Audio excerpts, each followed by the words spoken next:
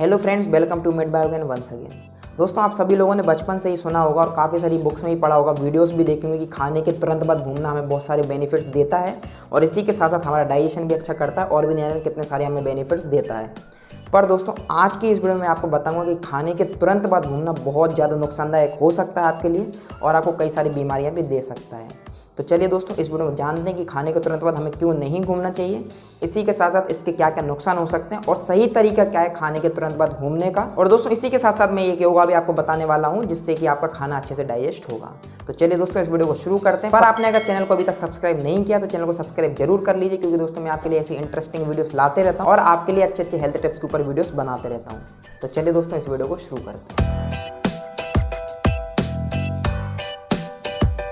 दोस्तों, अगर आयुर्वेद की माने तो उसमें भी कई जगह लिखा है कि अगर खाने के बाद हम घूमते हैं या फिर वॉकिंग करते हैं तो इससे हमें कई ज़्यादा बेनिफिट्स होते हैं और हमें कई सारी बीमारियों का सामना भी नहीं करना पड़ता है। पर दोस्तों, आज की इस वीडियो में आपको बताता हूँ कि उसका सही मतलब क्या है और आपको खाने के तुरंत बाद क्यों नहीं घूमना चाहिए और आपको क्या क्या नुकसान हो सकते हैं। तो दोस्तों, सबसे पहले यहाँ आपको एक चीज़ समझाना चाहता हूँ कि जब भी कोई सही पार्ट काम करता है तो उसके लिए उसको ब्लड सप्लाई की बहुत ज़्यादा ज़रूरत पड़ती है और जब हम किसी पार्ट को मूव करते हैं तो उस एरिया में सबसे ज़्यादा ब्लड सप्लाई होती है। अगर हाथों की एक्सरसाइज करता हूँ या फिर पैरों की एक्सरसाइज करता हूँ तो उस एरिया में हाथ में या फिर पैर में सबसे ज़्यादा ब्लड सप्लाई होगी। अब दोस्तों, हम समझते हैं कि खाना खाने के तुरंत बाद घूमने के क्या क्या नुकसान होते हैं। तो दोस्तों, जैसे ही आप खाना खा लेते हैं तो आपके शरीर में ब्लड सप्लाई सबसे ज़्यादा होती है पेट में, क्योंकि दोस्तों अब आपके खाने को डाइजेस्ट होना है।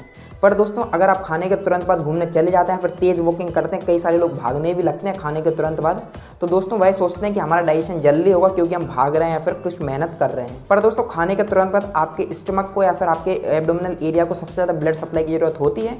तो अगर आप घूमने चले जाते हैं तुरंत या फिर भागने लगते हैं फिर तेज़ घूमते हैं तो आपकी ब्लड सप्लाई पूरे बॉडी के ऊपर बढ़ जाती है। और दोस्तों, अगर आपके डाइजेशन सिस्टम को या फिर आपके एब्डोमेन को या फिर आपके स्टमक को प्रॉपर ब्लड सप्लाई नहीं मिलेगी तो आपका खाना जल्दी से डाइजेस्ट नहीं होगा। और दोस्तों, इसके बाद अगर आप सो जाएंगे तो फिर आपका खाना डाइजेस्ट ही नहीं हो पाएगा और आपका जो खाना पड़ा हुआ है पेट में वह सड़ने लगेगा, जिससे कि आपको डाइजेस्टिव प्रॉब्लम्स हो सकते हैं, जैसे कि गैस हुआ, एसिडिटी हुआ, कॉन्स्टिपेशन हुआ और भी न जाने कितनी सारी बीमारियां जो कि आपको लॉन्ग लाइफ में देखने को मिल सकती हैं। तो चलिए दोस्तों, अब मैं आपको सही तरीका बताता हूँ कि क्या सही तरीका है खाने के बाद घूमने का। तो दोस्तों, जब भी आप खाना खा लेते हैं उसके बाद आप कम से कम 10 से लेकर 15 मिनट तक योगासन में बैठिए। योगासन दोस्तों आपको स्क्रीन पर दिख रहा होगा, इस तरीके से आपको लगाना है। अगर आप योगासन में नहीं बैठ सकते तो सुखासन में बैठ सकते हैं अगर आपको योगासन लगाने में कोई दिक्कत होती है। पर दोस्तों, जब आप योगासन लगाते हैं तो ध्यान रखिए कि पोजीशन सही होनी चाहिए और आपकी बॉडी स्ट्रेट होनी चाहिए। दोस्तों, इसके बाद आप 15 से लेकर 20 मिनट बाद आप घूमने जरूर जा सकते हैं, पर दोस्तों आपको याद रखना है कि आपको स्लो वॉकिंग ही करना है, क्योंकि दोस्तों जब आप खाना खाते हैं तो आपका खाना 2 से लेकर 3 घंटे तक स्टमक में रहता है और वह डाइजेस्ट होता है। पर दोस्तों, उसको प्रॉपर ब्लड सप्लाई नहीं मिलेगी तो वह 5 से लेकर 6 घंटे तक वहीं पड़ा रहेगा और धीरे धीरे सड़ने लगेगा।